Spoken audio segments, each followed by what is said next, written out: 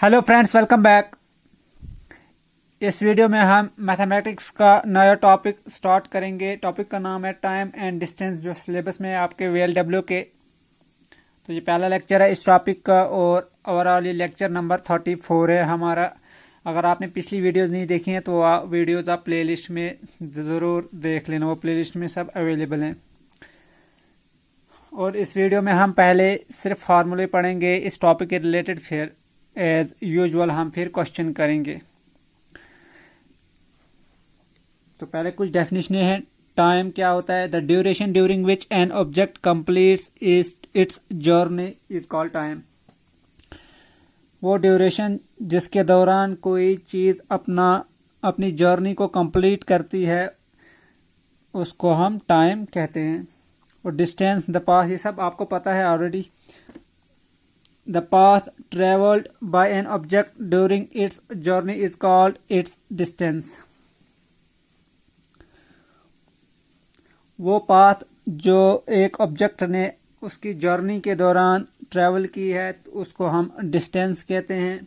वो फासला जो उसने कवर किया है तो उसको हम डिस्टेंस कहते हैं, किसी ऑब्जेक्ट ने जो कवर किया है।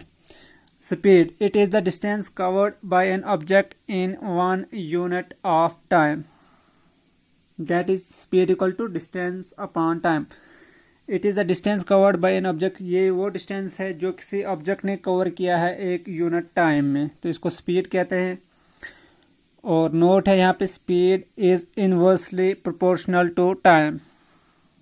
Speed inversely proportional to time है। दैट इज कि अगर हम एक को इंक्रीज करेंगे तो स्पीड को इंक्रीज करेंगे तो टाइम डिक्रीज होगा, अगर स्पीड को डिक्रीज करेंगे टाइम इंक्रीज होगा। मतलब कोई डिस्टेंस हम ट्रेवल कर रहे हैं, स्पीड अगर बढ़ाएंगे तो उतना ही टाइम कम लगेगा उस डिस्टेंस को कवर करने में हमें। तो यही मतलब है इनवर्सली प्रोपोर्शनल का। अगर स्पीड हम इंक्रीज करेंगे तो टाइम कम लगेगा, अगर स्पीड हम डिक्रीज करेंगे तो टाइम ज्यादा लगेगा। फिर है formula number 1, speed equal to distance upon time, जो हमने डेफिनेशन भी लिखी स्पीड की, और यहीं से निकल जाता है distance. Distance equal to speed है इधर और टाइम को हम इधर लेंगे क्रॉस करके, क्रॉस मल्टीप्लाई करके, ये बनेगा स्पीड इंटू टाइम। तो डिस्टेंस आया स्पीड इंटू टाइम। इसी तरह से अगर टाइम निकालना हो, टाइम यहाँ अपान में है तो ये इधर जाएगा, आया इधर टाइम लेफ्ट साइड, और स्पीड को हम इधर लेंगे तो ये आया अपान में, डिस्टेंस के अपान में, तो टाइम आया डिस्टेंस अपान स्पीड। आपको सिर्फ ये general formula distance equal to speed into time याद रखना है, तो यहीं से ये भी निकल जाएगा, स्पीड का भी और टाइम का भी। जब हम स्पीड का निकालेंगे यहीं से आएगा टाइम डिस्टेंस के अपान में, तो आया डिस्टेंस अपान टाइम, वही हमने इधर लिखा। टाइम का निकालेंगे स्पीड इसके अपान में आएगी, तो वही हमने लिखा time equal to distance upon speed. तो मेन फार्मूला ये है, एक रखना है याद, तो ये निकल जाएंगे खुद आपको। ये कोई क्रैम करने की जरूरत नहीं है इसमें। फिर है formula number 2, if a man travels different distances D1, D2, D3 and so on in different times T1, T2, T3 and so on respectively, then average speed equal to. अगर कोई आदमी डिफरेंट डिस्टेंसेस हैं D1, D2, D3, इनको cover करता है different times में T1, T2, T3 respectively, मतलब D1 को कवर करता है T1 में, D2 को T2 में, D3 को T3 में and so on, then average speed. फिर एवरेज स्पीड क्या होगी? एवरेज स्पीड जैसे हमने फार्मूला लिखा है, speed equal to distance upon time, वही इधर भी है, total distance travel upon total time taken. तो टोटल डिस्टेंस क्या आएगा? इन सब डिस्टेंस का sum D1 plus D2 plus D3 plus and so on, और टोटल टाइम आएगा इन सब टाइम का sum T1 plus T2 plus T3 plus and so on. फिर है formula number 3, if a man travels different distances D1, D2, D3 with different speeds S1, S2, S3 respectively, then average speed equal to। निकालना यहाँ पे भी average speed है, लेकिन यहाँ पे डिस्टेंस सेम है, यहाँ भी D1, D2 डिस्टेंस है, यहाँ भी यही है, लेकिन यहाँ पे टाइम दिया था और यहाँ पे स्पीड दिया है, ये फर्क है इस फार्मूले और इस फार्मूले में। तो एवरेज स्पीड क्या आएगी? D1 plus D2 plus D3 upon जिस थिंग, और अपान में आएगा D1 upon S1 plus D2 upon S2 plus D3 upon S3 plus and so on. देखो एक्चुअल में एवरेज स्पीड यही फार्मूला है, total distance upon total time.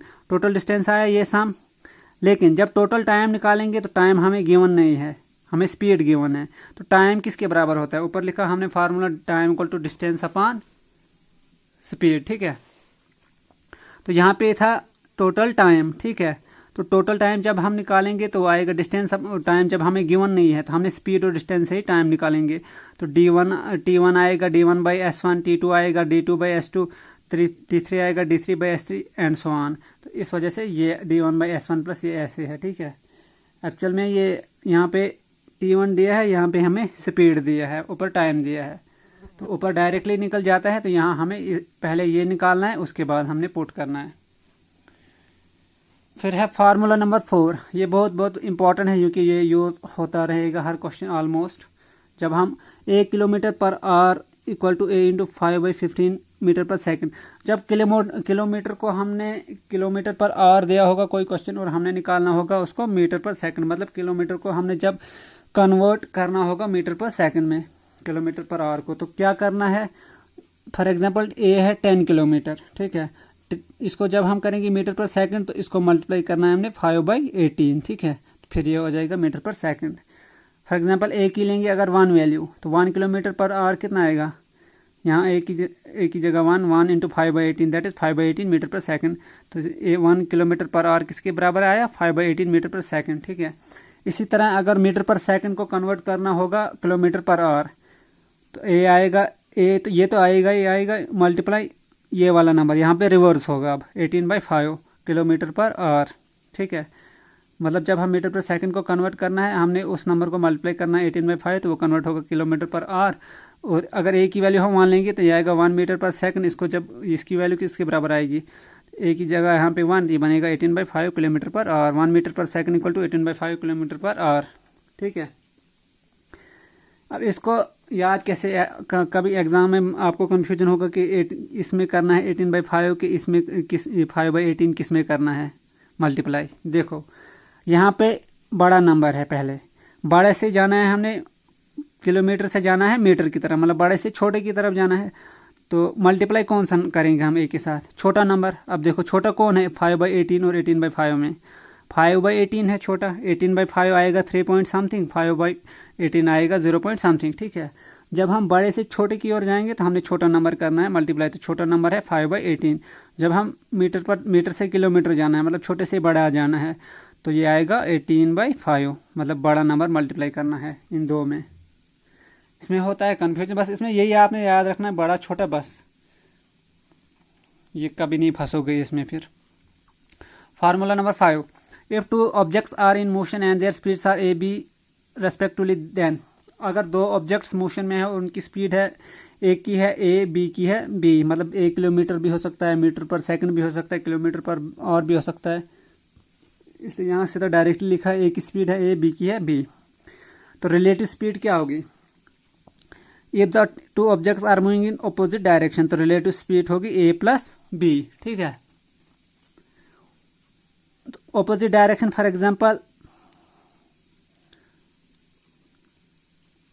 ये एक ऑब्जेक्ट इधर से आ रही है और दूसरी ऑब्जेक्ट इधर से, ये हुई ऑपोजिट। इसकी डायरेक्शन है इस साइड, जैसे अगर इसकी तरफ हम देखें तो इसकी है इसकी साइड, मतलब ऑपोजिट है, ये इनकी डायरेक्शन ऑपोजिट है एक दूसरे की।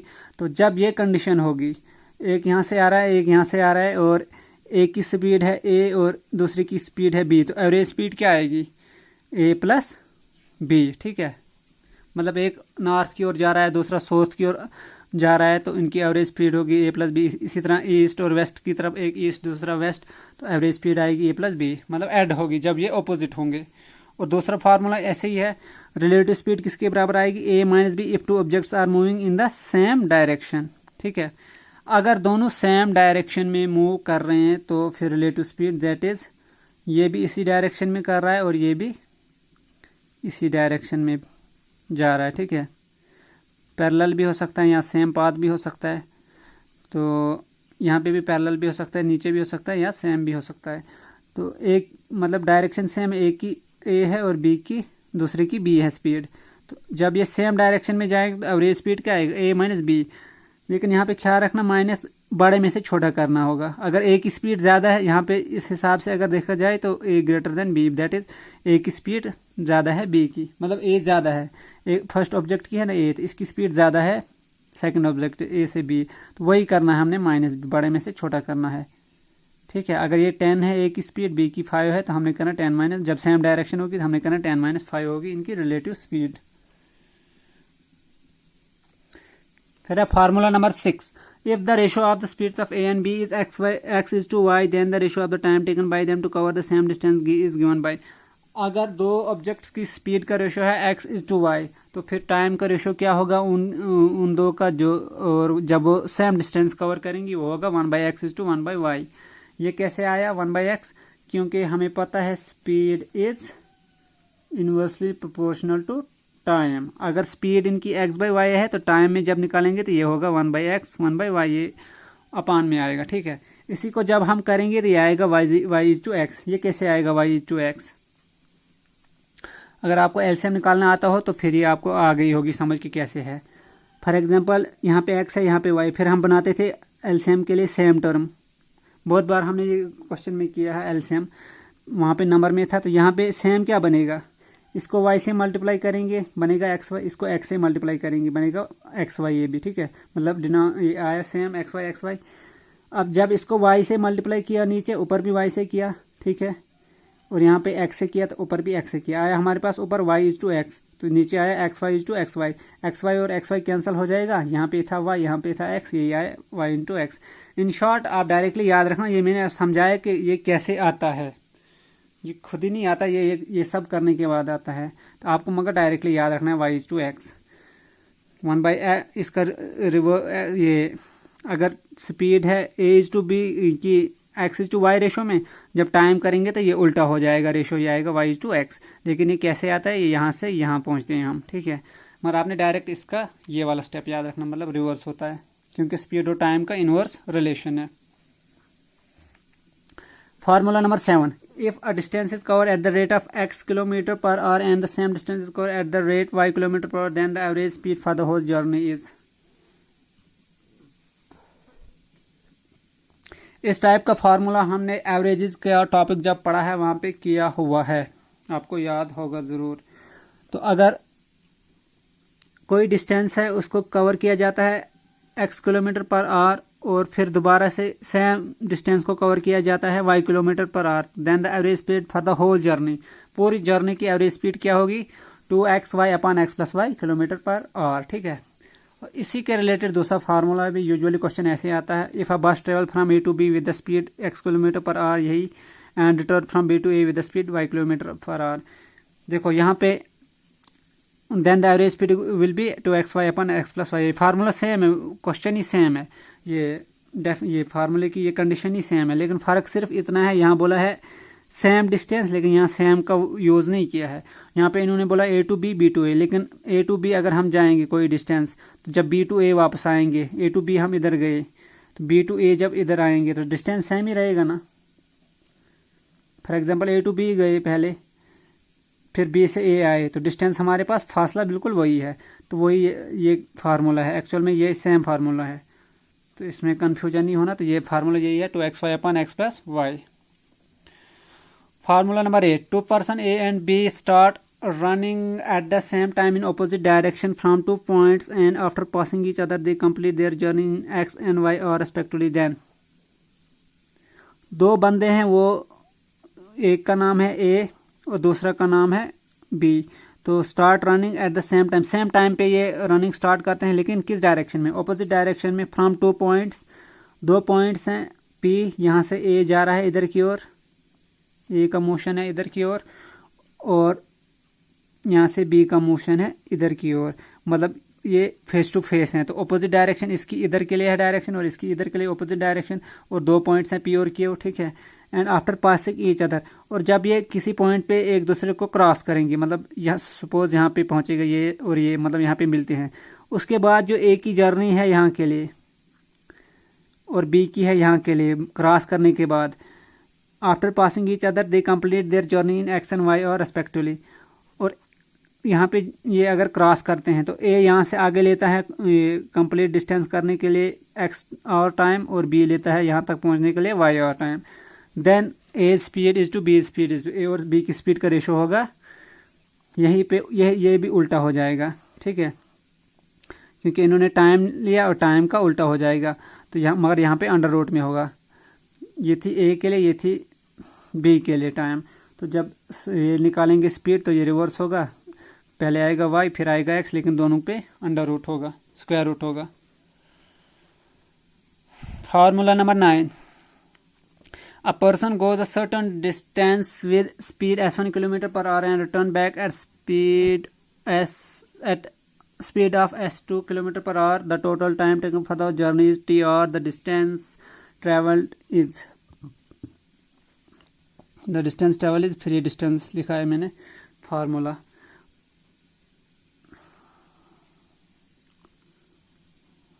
कोई बंदा है, वो कोई सर्टन डिस्टेंस है वो कवर करता है किस स्पीड से s1 किलोमीटर पर आवर, और फिर वापस आता है, मतलब डिस्टेंस सेम है तो फिर वापस आता है s2 किलोमीटर पर आवर। तो the total time for whole journey is T, और टाइम है होल जर्नी, मतलब सपोज यहाँ से यहाँ तक पहले जाता है वो, यहाँ से यहाँ तक और यहाँ से यहाँ तक वापस आता है, तो पहले यहाँ से यहाँ तक जाने के लिए s1 किलोमीटर लेता है, और यहाँ से वापस आने तक s2 स्पीड इसकी, ठीक है।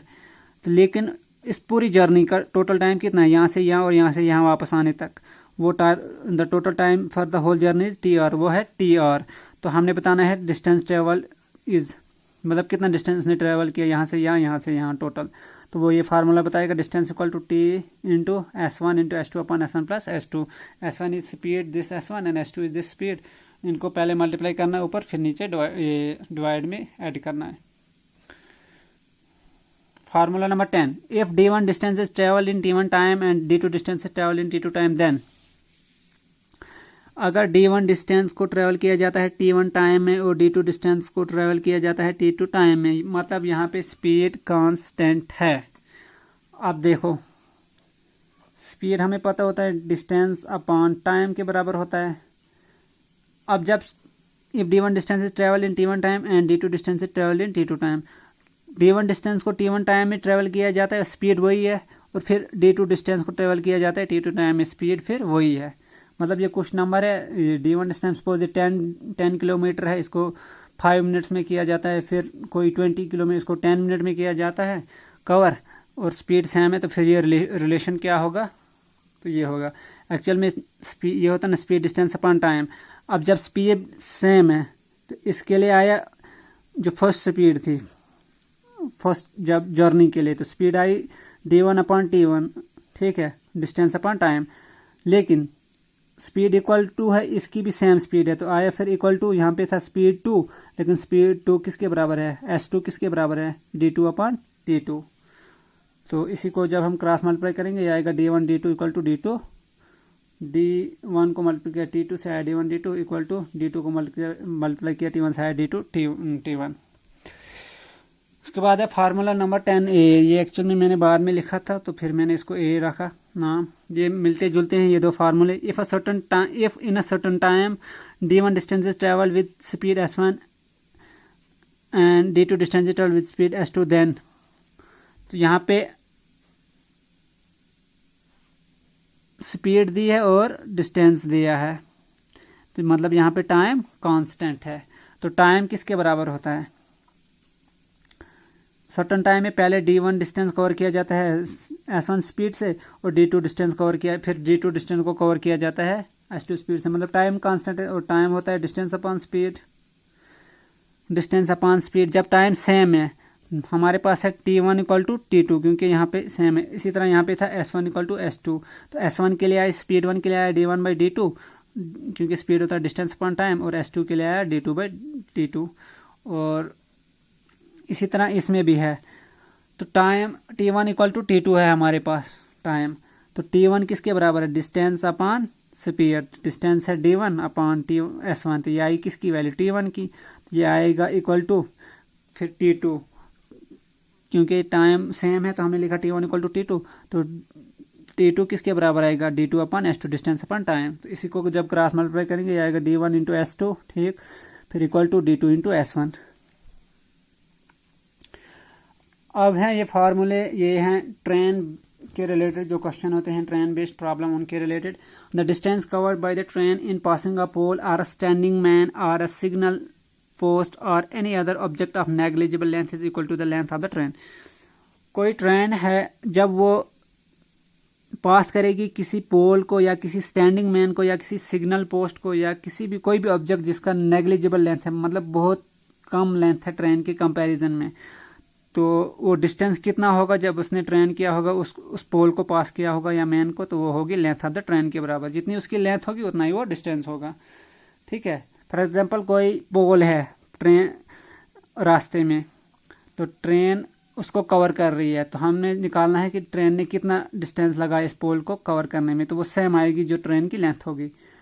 No length of train equal to distance, तो यहीं से हम निकाल सकते हैं लेंथ इक्वल टू डिस्टेंस किसके बराबर होता है। अगर डिस्टेंस नहीं दिया होगा हमारे पास तो फिर हम स्पीड और टाइम का यूज़ करेंगे। डिस्टेंस होता है स्पीड और टाइम, डी की जगह हमने लिखा एस इंटू टी, और यहीं से टाइम भी निकल जाएगा, T equal to L by S, length by speed, और एस भी निकल जाएगा, speed equal to L by T, length by time, ठीक है। कोई भी ऑब्जेक्ट जब नेग्लिजिबल लेंथ की होगी, उसको अगर कोई ट्रेन कवर करती है तो स्पीड, जो डिस्टेंस कवर करेगी ट्रेन, वो उसकी लेंथ के इक्वल ही होगी जितनी उस ट्रेन की लेंथ होगी। Formula number 12. The time taken by a meter long train in crossing a b meter length, that is a platform, bridge, tunnel, standing train, etc., equal to total time taken in traveling a plus b meter by the train. अब ऊपर वाले case में था negligible length का, ठीक है, पोल हो या आर्म कोई बंदा हो, तो उसका तो ट्रेन के कंपैरिजन में जब उनकी वो लेंथ करेंगे, ट्रेन की लेंथ और उनकी जो विड्थ होगी, तो वो तो बहुत उसके बराबर ना के बराबर है। लेकिन अब है ट्रेन की length A metre long train है और वो क्रॉस कर रही है B meter length. B meter length का है, कोई प्लेटफार्म होगा या ब्रिज होगा या टनल होगा या स्टैंडिंग ट्रेन एक्स्ट्रा। ये निग्लिजिबल लेंथ के तो नहीं है, प्लेटफार्म की भी लेंथ अच्छी खासी होगी, ब्रिज की भी बहुत होगी, ज़्यादा होगी, और टनल की भी बड़ी लेंथ होगी, और स्टैंडिंग ट्रेन की भी।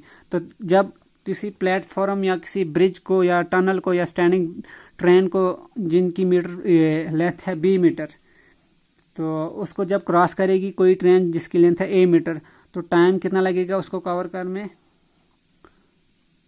तो वो आएगा total time taken in travelling A plus B meter by the train. जितना टाइम उसको उस ए प्लस बी मीटर को ट्रैवल करने में लगेगा, तो टोटल टाइम ही वही होगा,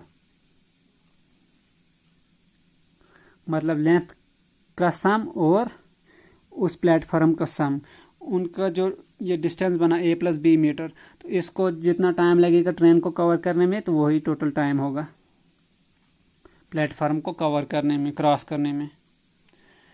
फिर है formula number 13। Let a train is travelling with the speed x kilometre per hour and in the same direction and other train is travelling on the parallel path with the speed y kilometre per, then relative speed of the faster train is.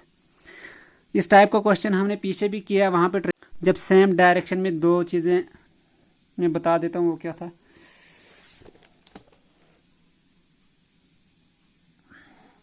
जैसे हमने यहाँ पे किया relative speed, अगर दो object motion में हो और उनकी स्पीड ये हो, अगर वो सेम डायरेक्शन में हो तो a माइनस बी आता था, और अपोजिट डायरेक्शन में a प्लस बी। तो यही है ट्रेन के रिलेटेड।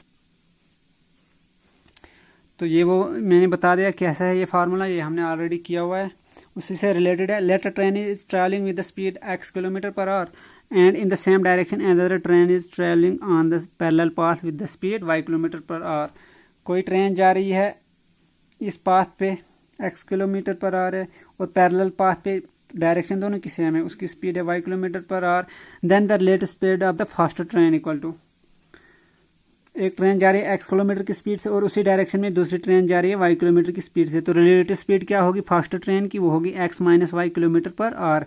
लेकिन वही मैंने बोला था जिसकी ज़्यादा स्पीड होगी उसमें से दूसरी वाली करनी है, तो यहाँ पे x कंडीशन है x ग्रेटर देन y, तो x माइनस वाई तभी लिखेंगे, बड़े में से छोटा करेंगे, तो वही लिखा हमने relative speed of the faster train. Faster की रिलेटिव स्पीड निकालनी है, इनमें से x फास्टर है, ठीक है, तो x की तो फास्टर ट्रेन की रिलेटिव स्पीड आई x माइनस वाई किलोमीटर जब सेम डायरेक्शन में हूँ, और इसी तरह से अ train is travelling with the speed x kilometre and from opposite direction and other train is coming on the parallel path with speed y kilometre per our. अब एक जा रही है ऐसे x किलोमीटर और दूसरी आ रही है ऐसे y किलोमीटर, मतलब ऑपोजिट डायरेक्शन में है ये, ठीक है, तो पैरेलल पाथ पे। तो अब फिर एवरेज रिलेटिव स्पीड क्या आएगी, तो आएगी x plus Y kilometre per hour, जैसे पीछे भी हमने किया, जब ऑपोजिट डायरेक्शन होगी तो ऐड होगा। फिर है formula number 15, if two trains of length x and y are moving in opposite direction with the speed u and v respectively, then time taken by the train to cross each other is equal to.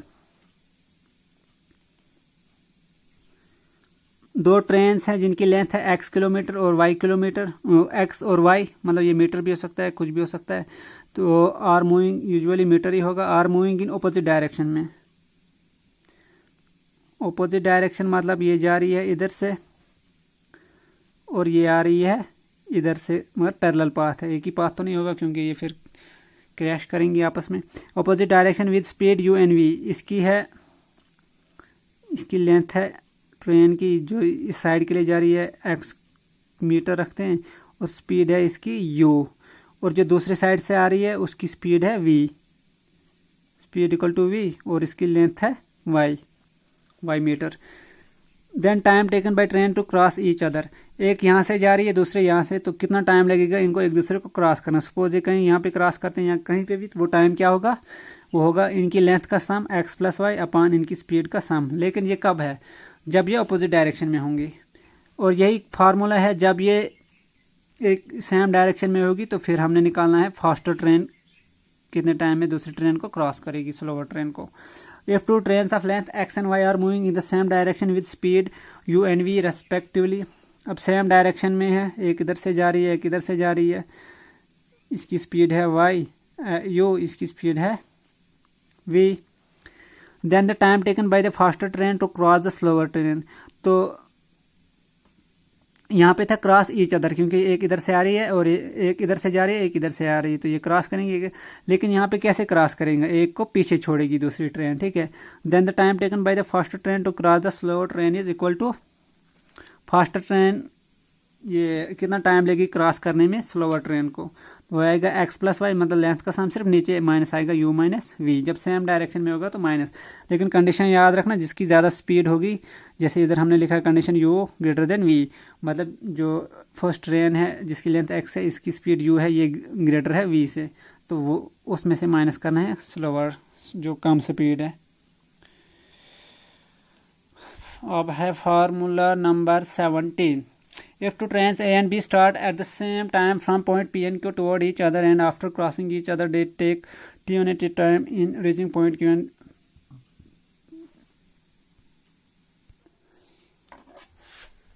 in reaching points Q and P respectively। इस type का question पीछे भी किया, तो A speed into B speed आएगी under root T2 is to T1, जो पीछे भी किया है इस टाइप का क्वेश्चन हमने। एक ट्रेन है A, ये जा रही है,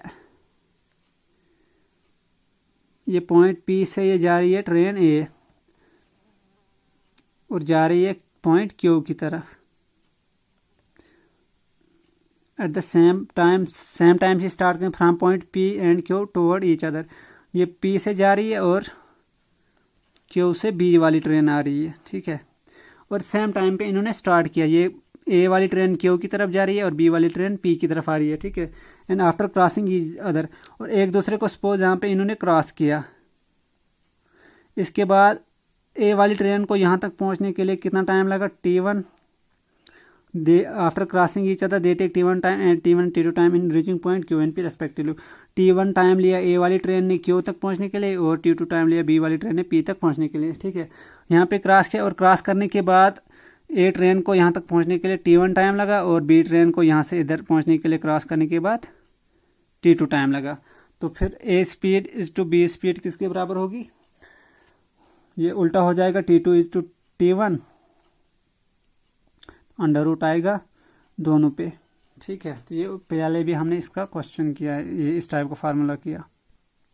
फिर है formula number 18, if two trains of equal length and different speeds take T1 and T2 time to cross a pole, then the time taken by the train to cross each other is. दो train है जिनकी equal length है और speeds दोनों की different है, और वो किसी पोल को क्रॉस करने के लिए फर्स्ट वाली ट्रेन t1 टाइम लेती है और दूसरी वाली t2 टाइम लेती है। Then the time taken by the train to cross each other is, और टाइम कितना लेंगी वो एक दूसरे को क्रॉस करने के लिए, तो वो आएगा t equal to t1 t2 upon t1 plus minus t2।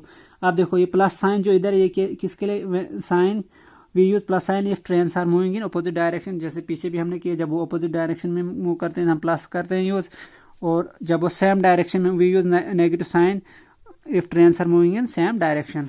ठीक है, मतलब उन्होंने पोल को क्रॉस किया t1 और t2 टाइम में रेस्पेक्टिवली, अगर वो सेम डायरेक्शन में होंगी, इसी डायरेक्शन में दोनों होंगी एक ही डायरेक्शन में, तो फिर फार्मूला आएगा t equal to 2t1 t2 upon t1 minus t2, मगर ये t1 की स्पीड ज़्यादा होगी t2 से। ठीक है, अगर वो ऑपोजिट डायरेक्शन में आ रहेंगे फिर फार्मूला आएगा 2t1 t2 upon t1 plus t2। ये एक्चुअल में दो फार्मूले हैं, एक है सेम डायरेक्शन के लिए है माइनस यहाँ पे, और ऑपोजिट डायरेक्शन के लिए यहाँ पे प्लस है। Formula number 19, if a train crosses a standing man or a pole in t1 second and crosses p meter long platform in t2 second, the length of train is. अगर कोई ये train एक standing man या किसी पोल को cross करती है t1 second में, और फिर वो किसी क्रॉसेज p मीटर लॉन्ग, और p मीटर लॉन्ग कोई प्लेटफॉर्म है उसको क्रॉस करती है t2 सेकंड में, तो लेंथ ऑफ ट्रेन किसके बराबर होगी, जो लेंथ है प्लेटफॉर्म की, that is p into t1 upon t2 minus t1। और इसी तरह से है formula number 20, let A metre long train is running with the speed x metre per second, a man is running in same direction with the speed y meter per second, then the time taken by train to cross the man is। कोई a metre long train है और वो उसकी speed है x metre per second, और फिर एक बंदा है, एक आदमी है, वो भी रन कर रहा है लेकिन सेम डायरेक्शन में रन कर रहा है जिस डायरेक्शन में ट्रेन जा रही है, और उसकी स्पीड है y मीटर पर सेकंड।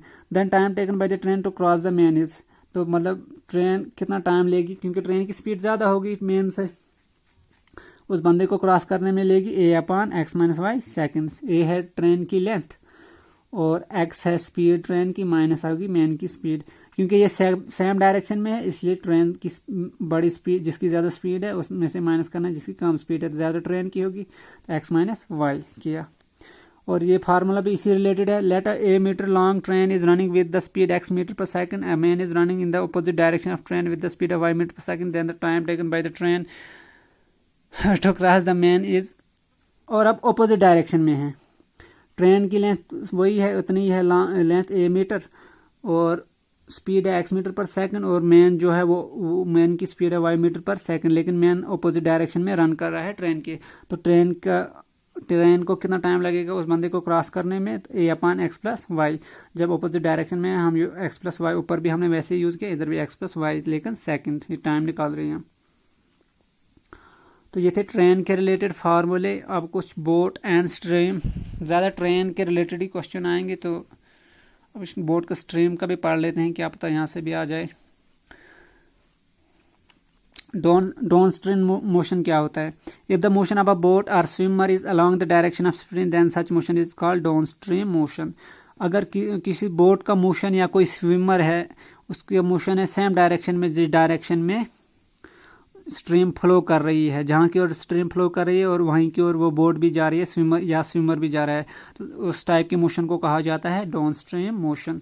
उसी तरह से है अप स्ट्रीम मोशन, इसका रिवर्स है, if the motion of boat और swimmer is against the direction of stream, मतलब ऑपोजिट डायरेक्शन ऑफ स्ट्रीम, जिस डायरेक्शन में स्ट्रीम जा रही है उसकी ऑपोजिट डायरेक्शन में है बोट का मोशन और या स्विमर का मोशन, तो उस मोशन को कहा जाता है अप स्ट्रीम मोशन। ये नॉर्मल सी डेफिनेशन है। उसके बाद है फार्मूला इसके related, if the speed of a boat is in still water is x and speed of stream is y, then अगर स्टिल वाटर में बोट की स्पीड है x और स्ट्रीम की स्पीड है y, then speed of down stream, जो हमने ऊपर डेफिनेशन लिखी, स्पीड डाउन स्ट्रीम ये कितने होगी x plus y,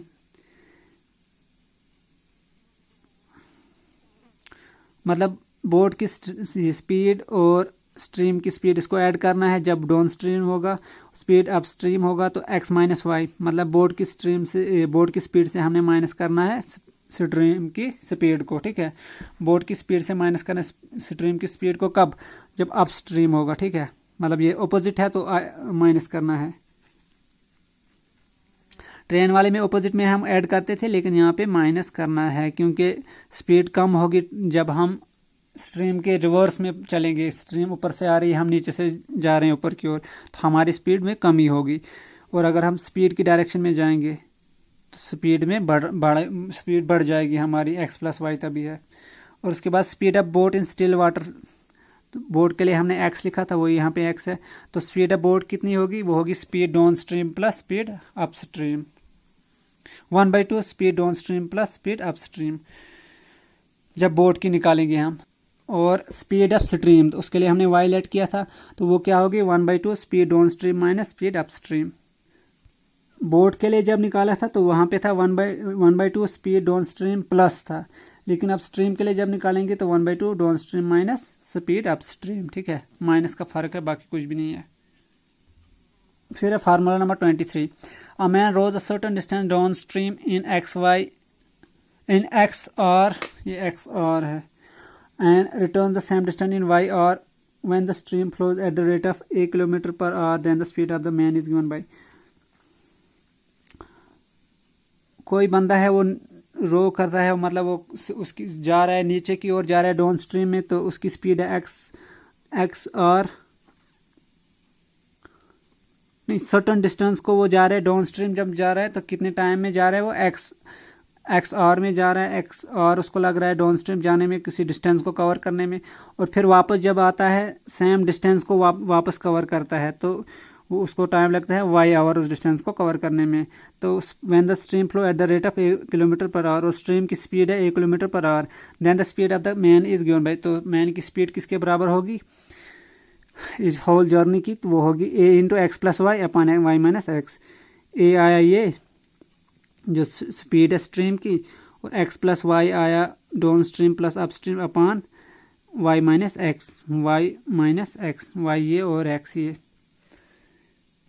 formula number 24, ये एक्चुअल में जो स्टार्टिंग में पढ़े थे वहां पे होना चाहिए था, ये ना, ये बोट और ट्रेन से रिलेटेड नहीं है। If a man travels at the speed of s1 km per hour, he reaches his destination t1 time late. If he travels at the speed of s2 km per hour, he reaches his destination t2 earlier than the distance between the two places. ये man के लिए भी आ सकता है, किसी vehicle के लिए भी आ सकता है, बस के लिए भी, ट्रेन के लिए भी, किसी के लिए भी आ सकता है ये फार्मूला। तो क्या है? A man travel at the speed of s1 km, he reaches his destination t1 time late. कोई बंदा है वो उसकी स्पीड वो s1 किलोमीटर पर आवर की स्पीड से चलता है और वो अपनी डेस्टिनेशन को पहुंचता है, मतलब वो डिस्टेंस कवर करता है जहां उसने जाना होता है, t1 टाइम लेट हो जाता है, मतलब उसको t1 आवर या t1 मिनट्स ज़्यादा टाइम लगते हैं, लेट हो जाता है। If he travel at the speed of s2 kilometre per our, this is s2, नहीं तो 52 पढ़ोगे, तो फिर दोबारा से वो स्पीड को इंक्रीज करता है, तो उसकी स्पीड है s2 kilometre per our, he reaches his destination t2 time earlier. जब वो स्पीड को बढ़ाता है तो वो अपनी डेस्टिनेशन को t2 टाइम अर्लियर पहुंचता है। Then the distance between the two places, मतलब डिस्टेंस यहाँ पे सेम है, पहले इस स्पीड से जा रहा था s1 kilometre per our speed से, तो t1 टाइम लेट हो रहा था, फिर वही डिस्टेंस उसने कवर किया s2 स्पीड से, तो t2 टाइम अर्लियर पहुंचा। तो डिस्टेंस कितना होगा उन दो जगहों के बीच? वो होगा s1 इंटू s2 स्पीड का product into t1 plus t2 time का सम upon s2 minus s1। s2 ये वाली स्पीड है क्योंकि जो बाद में उसने यूज़ की, तो बाद में उसने इंक्रीज की है स्पीड, तो तभी टाइम कम लगा है। तो मतलब जो इंक्रीज स्पीड की है उसमें से माइनस करना है जो कम स्पीड है। तो ये थे हमारे फार्मूले इस टॉपिक के रिलेटेड। अब हम कल से ये समझ आएगी, और नेक्स्ट लेक्चर में हम पढ़ेंगे क्वेश्चन जो कि प्रीवियस एग्जाम्स में आए हुए हैं, और ये फार्मूला इनको भी नज़र देना। ये नंबर में तो 24 हैं, लेकिन इसमें से कुछ ये मिलते जुलते हैं फार्मूले, मतलब 2-2 3-3 मिलते जुलते हैं, उनमें सिर्फ प्लस माइनस का फ़र्क ख्याल रखना है, बाकी कुछ नहीं है। तो ये कोई काम बनेंगे फिर जब आप अंडरस्टैंडिंग से पढ़ोगे। तो ये था ये लेक्चर। तो नेक्स्ट में हम क्वेश्चन करेंगे। तो अगर आपने अभी तक चैनल सब्सक्राइब नहीं किया है और पिछली वीडियोस नहीं देखी हैं, तो वो वीडियोस भी देख लेना प्लेलिस्ट में, और डेली करंट अफेयर भी यहाँ पे हम प्रोवाइड करते हैं। उसके अलावा JNK की करंट अफेयर्स की भी एक वीडियो है। तो उसके अलावा मैं डिस्क्रिप्शन में टेलीग्राम चैनल का लिंक भेजूंगा, तो वो भी सब्सक्राइब करना आप। तो बाद में जब ये सिलेबस कवर करेंगे तो वहाँ पे मैं ये सिलेबस की कंप्लीट PDF प्रोवाइड करूँगा आपको। और चैनल अगर अभी तक सब्सक्राइब नहीं किया तो चैनल को भी सब्सक्राइब करें और अपने फ्रेंड्स के साथ भी शेयर करें। Thanks for watching.